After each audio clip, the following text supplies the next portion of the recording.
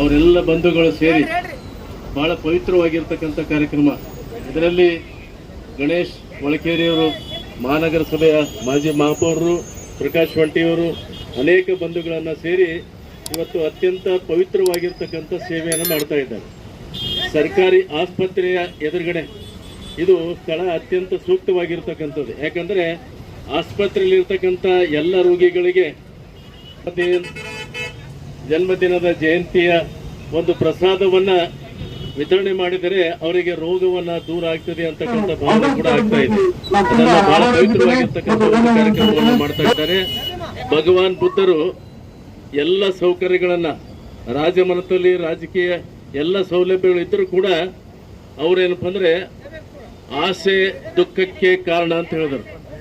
ಮನುಷ್ಯನಿಗೆ ಆಸೆ ಅಂದ್ರೆ ಅದನ್ನ ದುಃಖಕ್ಕೆ ಕಾರಣ ಅದನ್ನು ತ್ಯಜಿಸಿ ಇಡೀ ರಾಜ್ಯಭಾರವನ್ನು ತ್ಯಜಿಸಿ ಜ್ಞಾನವನ್ನು ಪಡೆತಕ್ಕಂಥ ಆ ಒಂದು ಕಾರ್ಯದಲ್ಲಿ ಇಡೀ ಮಾನವನಿಗೆ ಏನು ಒಳ್ಳೇದಾಗಬೇಕು, ಉದ್ಧಾರ ಆಗಬೇಕು ಅಂತಕ್ಕಂಥ ಸಂಕಲ್ಪದೊಂದಿಗೆ ಅವರೇನಪ್ಪ ಅಂದ್ರೆ ಜೀವನವನ್ನು ತ್ಯಾಗ ಮಾಡಿರ್ತಕ್ಕಂಥದ್ದು ಇವತ್ತು ನಾವು ನೋಡ್ತಾ ಇದ್ದೇವೆ. ಇವತ್ತು ಬಹಳ ಪವಿತ್ರವಾಗಿರ್ತಕ್ಕಂಥ ಕಾರ್ಯಕ್ರಮ. ಅನೇಕ ಬಂಧುಗಳಿಗೆ ಈ ಅನ್ನ ಸಂತರ್ಪಣೆ ಜೊತೆಗೆ ಸಮಾಜದಲ್ಲಿ ಸೇವೆ ಮಾಡಿರ್ತಕ್ಕಂಥವ್ರಿಗೆ ಗೌರವವನ್ನು ಸಲ್ಲಿಸ್ತಕ್ಕಂಥ ಒಂದು ಕಾರ್ಯಕ್ರಮ ಕೂಡ ವೇದಿಕೆ ಮೇಲೆ ಮಾಡ್ತಾ ಇರೋದು ಅತ್ಯಂತ ಸೂಕ್ತವಾಗಿರ್ತಕ್ಕಂಥ ಒಂದು ಕಾರ್ಯಕ್ರಮ.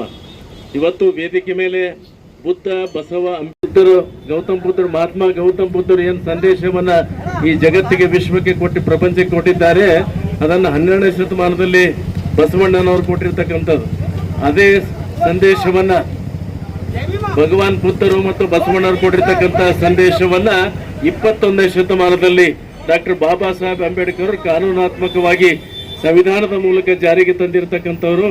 ಇವತ್ತು ಅದರ ಫಲವಾಗಿ ನಾವೆಲ್ಲರೂ ಕೂಡ ಸಮಾನತೆಯನ್ನು ಹಂಚ್ಕೊಳ್ಳಿಕ್ಕೆ, ಸಮಾನತೆ ಹಕ್ಕುಗಳನ್ನು ಹಂಚ್ಕೊಳ್ಳಿಕ್ಕೆ ಸಾಧ್ಯವಾಗ್ತಾ ಇದೆ. ಆ ದಿಸೆಯಲ್ಲಿ ಇವತ್ತು ಕಳೆದ 1 ದಶಕ 10 ವರ್ಷಗಳಿಂದ ಸುರೇಶ್ ಒಳಕೇರಿಯವರು ನಾವು ಗಮನಿಸ್ತಾ ಇದ್ದೇವೆ.